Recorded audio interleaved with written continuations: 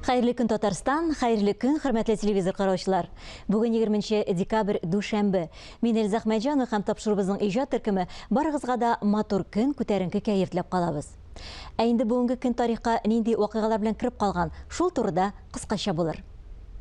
Бүген Россиядә куркынычсызлык саклау органнары хезмәткәрләре көне. Дәүләт куркынычсызлыгы сагында торучы кешеләр көн сайын төрле дәүләтебез иминлеге белән бәйле мәсьәләләрне хәл итәләр. СССР вакытында әлеге бәйрәмне без чекистлар көне буларак белә идек.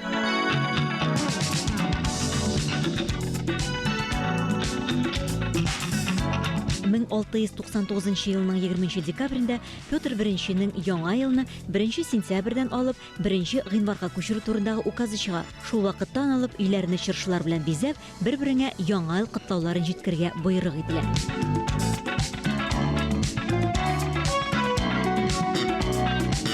Берләштерелгән Милләтләр оешмасы тәкъдиме белән 2006 елдан башлап бүген халыкара бердәмлек көнен билгеләп үтәләр. Көннең максаты бер-береңә ярдәм итү, төрле социаль төркемнәрдә булганнарның мәнфәгатьләрен кайгыртып тору. Татарстан Язучылар берлегенең Тукай клубында Фәиз Мәүлид улы Зөлкарнәевне искә алу кичәсе булып узды. Исән булса, аңа 70 яшь тулган булыр иде. Фәиз Зөлкарнәев татар язучысы, әдәби тәнкыйтьче, шагыйрь, СССР Татарстан Язучылар берлеге әгъзасы, берничә китап авторы, Татарстан Республикасының атказанган мәдәният хезмәткәре. Тулырак Фәннур Хәсәнов видео язмасында. Мага 23 яшьлек Фәиз Зөлкарнәев үзенең көндәлеген шигъри şekilde münakaşa başlayıp. Min kişkine malay, zengər bir tüplü şilegin bilen urmanga eviga yerip jilekke baraydır. Татарстан Язучылар берлегенең Тукай клубында Фәиз Мәүлид улы Зөлкарнәевне искә алу кичәсе булып узды. Исән булса, аңа 70 яшь тулган булыр иде. Искә алу кичәсен шагыйрь һәм журналист Марат Закир башлады һәм сүзне Татарстан Язучылар берлеге рәисе Ркаил Зайдуллага бирде. Иң беренче чиратта ул Татарстан Язучылар берлегенең эш сәфәрләрендә чит төбәкләрдә очрашкан, аралашкан милләттәшләребезгә рәхмәт сүзләрен җиткерде һәм кичәнең төп асылына күчте. Фәиз Зөлкарнәйнең кыска, әмма тирән эчтәлекле иҗат юлына тукталды. Бик күп истәлекләр белән уртаклашты. Бу искә алу кичәсе Фәиз Зөлкарнәйне безнең бик yakın dostumuz idi. İdil jurnalına nigis saluvchilarning birisi Feyz Zülkарнәй, әдәбият тәнкыйтьчесе, publisist, шагыйрь. Һәм әлбәттә һәр вакыт аның белән аралашып тордык. Аның шундый әдәбиятны тирән аңлавына, һәм аның эрудициясенә, аның дөнья әдәбиятын белүенә, татар әдәбиятының тарихын белүенә мин шаккаттым. Аның зиялылыгы, ул зиялы нәселдә, тәнкыйтендә дә шагыла. Сибгат абый турында да монда фикер бар. Гамил Абзал турында да фикер бар, олы шагыйрьләр алар. Ул аларны да тәнкыйтьли, ләкин аның тәнкыйте сүгү түгел, кимсетү түгел. Аның фикере ул бәя бирми, шартлатып торып, үз сүзен әйтә. Рабит Ага Батулла да Фәиз Зөлкарнәй турында истәлекләре белән уртаклашканнан соң үз архивында сакланган 2 китапны яшь буын иҗатчыларына тапшырды. Без үзебезнең чын критикны, чын тәнкыйтьчене югалттык. Бүгенге көндә, әгәр дә ул исән булса, бик күп әдәби тәнкыйть мәкаләләр язган булыр. Ул безнең әдәбиятны бик күтәргән булыр. Менә аның булмавы җитенкерәми безнең әдәбиятка. Теге кырыйда кергән әдәбият галиме түгел, әдәби тәнкыйтьче түгел ул. Үзебезнеке. Ул эштән безне аңлап, безнең язган әсәрләрне аңлап, ул безне күтәргән дә булыр, кимчелекләрен дә әйткән булыр иде. Менә андый кеше бүгенге көндә юк. Фәиз Зөлкарнәев 70 еллар ахырында әдәбиятка килгән яшь тәнкыйтьчеләрнең берсе.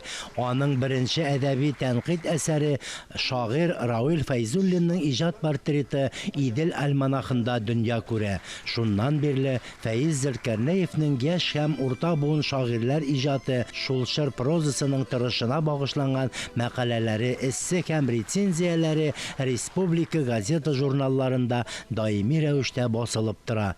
Biz ут күршеләр булып яшәгән, Бакалы районы безгә турыдан барганда 8 генә чакрым. Шушы Бакалы районының вафатына да бик әз калган булган. Без беләбез, кайчан кемнең кайчан китәсен. Менә шул Куштирәк авылына барып чыгарга туры килде һәм мин хайран калдым. Анда туып, шагыйрь булмыйча, шын кеше булмыйча мөмкин түгел. Безнең үзебезнең дә ул табигать искиткеч матур, әмма фәйзләрнеке кебек түгел. Менә шул каеннар арасына барып кергәч, мин ниндидер бер илаһи хискә чумдым, шын мәгънәсендә. Һәм шигырь ирексездән Фәйезнең исеменнән язылды. Һәм бәхетемә мин бит инде аны уйламадым да, бу шигырьне кемдер күреп алыр, җыр языр дип. Худайның рәхмәте, Уәйс Бәйрәмовка шигырьләр биргән идем. Шушы Куштирак каеннары да эләккән аның шигырьләре арасына. Бу миңа шылтырата, мин бит Куштирак каеннарына җыр яздым ди. Һәм шушы җыр бүген яңгырады беренче мәртәбә.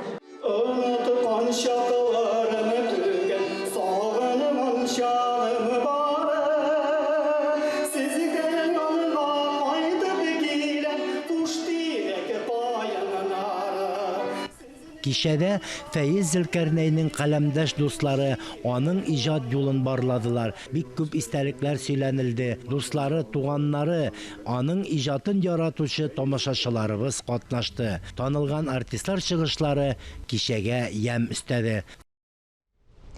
Фәйиз Зөлкәрнәйнең гомере кыска булса да, татар әдәбиятында якты эз калдырган кешеләрнең берсе ул.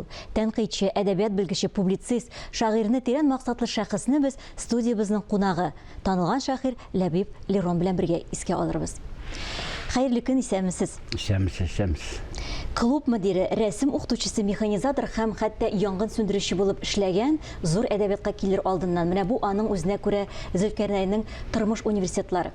Сез менә ничек уйлыйсыз? Менә шушы төрле һөнәрләрдә үзен сынап караган булуы аңа тормышта нинди тормышка карашын үзгәрткәнме? Ничек булган менә? Тормышны белү әлбәттә ул һәрбер язучы өчен, хәтта тәнкыйтьче, әдәби тәнкыйтьче өчен бик файдалы, бик кирәк нәрсә дип санарга кирәк инде. Чөнки биография ул үзе бер әдәби әсәр кебек инде, безнең язмышыбыз, үткәнебез дигән кебек. Ул халык арасына чыкканлыгын да аңлатып тора аның Фәйезнең. Шуннан килгәнен дә аңлата. Ул хәтта Совет армиясында да хезмәт иткән бит әле. Безнең күбебез соңгы вакытларда укыганнар, университетта укыганда хәрби белемне университетта алдык. Шуңа күрә армияга байтагыбыз бармады дигән кебек. Менә Фәйез ансында ул хезмәтне дә. Шуңа күрә булар инде аңа теге Мөхәммәд Әби соңыннан ачы тәҗрибә дип китап язды шул күргәннәрдән дигән кебек. Аның өчен үзенә күрә бер тәҗрибә, ул тормышта күргәннәр дип әйтик инде. Кешеләрне аңлар өчен менә күбрәк ярдәм иткәндер, шулай бит? Сүздә юк ул бит, аннан соң ул үзе дә шигырьләр язып карады. Һәм аннан соң аның шигырь язып карады, шигырьләр язды. Ул шагыйрь, шул мәгънәсендә шагыйрь. Аннан менә әдәби тәнкыйтьче, бүген менә кичәләрдә дә аны турда сүз яңгырады. Ул гади әдәби тәнкыйтьче түгел иде. Безнең тәнкыйтьчеләребез бар, шул тәнкыйтьне агын ак, карасын кара дип күрсәтә торган тәнкыйтьчеләр була. Менә Фәйез ул менә шул тормыштан килгәнлеге дәдер, шагыйрь булганлыгы гынадыр, инде теге сәбәпче булгандыр. Ул менә шигъри тел белән яза торган иде әдәби тәнкыйтен, һәм әлбәттә аның әдәби тәнкыйтен без хикәя кебек укыйдырык. Һәм шуңа күрә без аны менә монда әйтеп үттеләр, Хәбир Ибраһим әйтте, безгә андый тәнкыйтьче җитенкерәми дип. Чынлап та алар икәү иде, берсе Мөдәррис Вәлиев, икенчесе менә Фәйез Зөлкәрнәй иде. Менә шулай итеп яза ала торган, шундый үслупта яза алучы әдәби тәнкыйтьчеләр. Бүгенге көндә менә шушы юнәлештә тәнкыйть юнәлешенә эшләүчеләр юк име? Юк дәрәҗәсендә, чөнки безнең Фәрит Бәширов дигән галимебез бар иде, шулай ук әдәби тәнкыйтьтә бик актив эшләп килә. Ул да вафат булды. Шуңа күрә инде Мансур Вәлиев элек бик ат уйната торган иде заманында да. Ул да инде Сүлпәннәндә дип әйтик минде. Заманында бик популяр иде тәнкыйтьче булар. Белинский дип тәдри аны да. Ләкин менә бүгенге көндә яшьләр арасында да бик күренми. Менә Фәйезнең әдәби тәнкыйтьләрен, аның язганнарын укып, бәлки киләчәктә кем дә булса калкып чыкмасмы әле дигән өмет белән яшибез инде.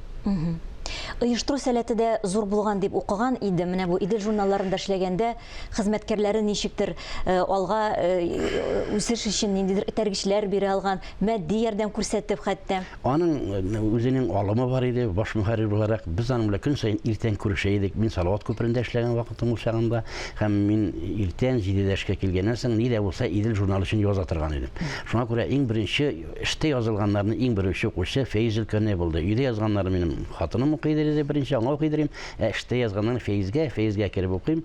Уларны шатса, әйдә алдагы санга бирәбез. Һәм аның әлбәттә қолына келіп кірген язмаға ол шундый гонорарын төлейдір. Менә ул Әйе. дөньяда андый очрак тан кайда булгандыр безне әйтәлмим, ләкин менә безнең татар матбугатында фәиз шушындый алымны кулланды һәм без инде язган әсәребезгә шундый акчасын атырган идек. Һәм икенчене әсәрләрне инде тагын язып, канатланып яза башлыйдык. Тагын әҗерен алырга була бит шул бик тиз дип инде. Аннан соң аның заманында шундый 90-нчы еллар Идел журналы шундый бик зур көрәшләр белән матбугат килеп чыкты бит инде безнең Идел журналы укучыларыбызга барып иреште, зур тиражлар белән барып иреште. Һәм ул вакытта безнең шәхесләребез бик күп иде. Төрле шәхесләребез, проза өлкәсендә булсын, шигырь язучы булсын, тәнкыйть өлкәсендә булсын, публицистикада да булсын. Аның редакциясендә дә бик күп зур шәхесләр эшләде. Шул Рафик Юнус, Нәбирә Гыйммәтдинова, Аркай Зәйдулла, Газина Мурат, Ләйс Зөлкәрнәй, рәссам буларак Фәрида Хасянова эшләде андаймы. Роза Каживникова рус журналының бүлеген алып барды. Әхәт Мушинскийлар. Менә аның һәрберсе бүген күзлектән карасак, алар зур шәхесләр иде. Менә шулар белән бергә эшләп, һәм әлбәттә без дә Салават күперендә эшләүчеләрне дә, Сәхнә журналында эшләүчеләрне безне дә чакырадыр иде. Тышлыкларга булса сөйләшкән вакытта тышлыкны ничек күрәсез дип ярышлар оештыра, акчасын түләй, шушы идеяләр бирәбез индеме. Һәм анда менә ул вакытта шул хәтле популяр булды Идел. Һәм ул акыллы журнал иде. Һәм аның акыл казаны дигән үзенең сәхифәләре бар иде. Анда шул Рафаил Хәкимнәр, анда Дамир Исхаковлар катнашыр иде. Алар шунда үзара сүз көрәштереп, шушыны журнал битләрендә тәкъдим итәләр иде. Аннан соң Фәизнең менә хәзерге шул журналын ачып карасаң, анда безнең бик матур сүзлекләрне туплап чыгара башлаган иде. Борынгы сүзләрнең менә әйтелеше, бүген көндә ничек әйтелә, борынгы заманда ул ничек әйтелгән, шуларны туплап менә аның белән дә шөгыльләнделәр. Туплаган, ләкин китап булып чыгып өлгермәгән бу. Өлгермәде ул. Менә ул аны аны Алла бирсә кемдә булса чыгару башкарып чыгар дип өметләнәбез инде. Менә без фотосурәтләрдән карыйбыз, ул һәр вакытта шулай килеш йөзле, елмаеп тора. Тормышта да шундый кеше идеме ул? Ул тормышта да шундый иде. Аның менә бер матур сыйфаты бар. Без күбебез кеше белән сөйләшкәндә, әңгәмә алып барганда бер-беребезне бүлдерәбез инде. Гафу да үтенеп тормыйбыз. Һәрберебез үзебезнең быты килеп торабыз, нәме. Менә тыңлый белү сәләте менә Фәиздә ул бар иде. Мин аны менә сокланам хәзердә. Ул менә кем генә булса да хатыны иркәне тыңлыйм ул андаймы. Ул аны сәгатьләр буе тыңлап торган минем караганым бар. Каләмдәшләре сөйлиме, ул аны игътибарлы һәм әлбәттә һәр вакыт җылмаеп, аннан соң инде үзенең ахыргы саллы сүзен анда үзе дә әйтеп куя. Вакыт кыстырып куя, җой чыкканда инде әлбәттә бүлдермичә ана шундый үзенең акыллы сүзләрен әйтеп куядыр. Гаиләләре белән якыннан аралаша идегезме? Әлбәттә, безнең хәтта шушы тормышта кисеш дип әйтәбез инде, шундый очракларда булып алды. Алар бүләкләр кибет артында, баумында шундый бүләкләрдән кибет бар иде. Профсоюз урамы белән ике арада шундый бер кумрак дип әйтик инде, бер йорт сыман бер фатир шикелле бер бар иде, аны хуҗа бикәсе бар ул заманда Күкмарадан. Менә алар шуннан киткәч, без алар артыннан безнең гаилә, яшь гаилә килеп керде. Без менә шулай бер йорттан бер йортка күчеп йөрдек, пропискасын исез Фәизләрдә шулай йөрделәр. Һәм ахырчыкта алар бер журналистлар урамында яшәде. Без инде Себер трактында, безнең анда да ураларыбыз якын иде. Булай кунакларга йөрүшү мөмкинлеге булды. Аларның да ул вакытта ике кыз, безнең дә ике кыз, һәм хәтта кичә кызларыбыз Ләйлә исемле, аларның олы кызлары Ләйсән исемле. Аларның кызларының вакыйгаларында, ничек укканнарында без инде Фәиз аша белеп тора, Фәиз безнекеннән белеп тора дигәндәй. Менә шундый вакытлар инде безнең үз әйтмешли җылларны үчекләп килешә идек, яшьлек безгә шундый килешә иде ди Фәиз әйтә. Менә шундый чакларыбыз бар иде. Һәм менә безнең күңелләрдә дә ул шулай яшь килеш кала, чөнки яшь килеш китеп барды, шулай бит. 47 яшендә китеп барды, фаҗигале төштә вафат булды, һәлак булды дип әйтик инде. Эшлисе аңа чынлап та ул әле Идел журналына тагы да алга таба алып бара иде, күтәрә ала иде. Һәм үзе дә менә аның шушындый бер китап әзерләгән иде, ул Мәхәббәт алмасы дигән. Шушы китабын ул менә күрә алмады, чыккан. Ул беренче китабы булган, шигырь китабы турында бара инде. Проза китапларын инде ул проза түгел, әдәби тәнкыйть китапларын чыгарды. Хәтта без аның белән Мәскәүдә дә очраштык, әле алар белән бергә дә очраштык, чөнки ул Мәскәүдә 2 ел укыды, әдәби курсларда Хайдар Гайнетдинов белән укыды, прозаик дип әйтик инде ул вакытта. Мин инде эш буенча барган идем, әдәби фонд директоры буларак, аның белән дә әле Мәскәүдә йөргән хатирәләребез бар. Рәхмәт сезгә килеп менә шушы якты хәтирәләрегез белән уртаклашканыгыз өчен. Һәр хәлдә иртә китсә дә, инде алдан әйткәнемчә, ул барыбер дә менә безнең күңелләрдә шушылай якты кеше кебек сакланыр. Чыннан да әдәбиятта үзенең тирән изен калдырган шәхесләрнең берсе. Бик зур рәхмәт сезгә. Рәхмәт. Бүгенге менә шулар. Мин Эльза Әхмәтҗанова сезнең белән иртәгә кадәр саубуллашам. Алда әле сезне телевидение фондындагы сакланган матур бер җыр көтә. Һәр көнегезне бары тик матур фикерләрдән генә башлагыз. Исән, имин булыгыз.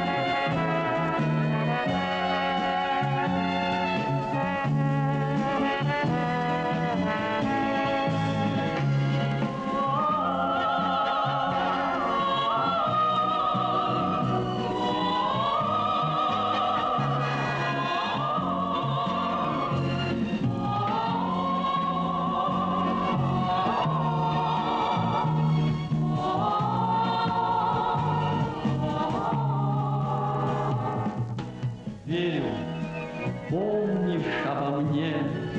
Ты в далекой стране.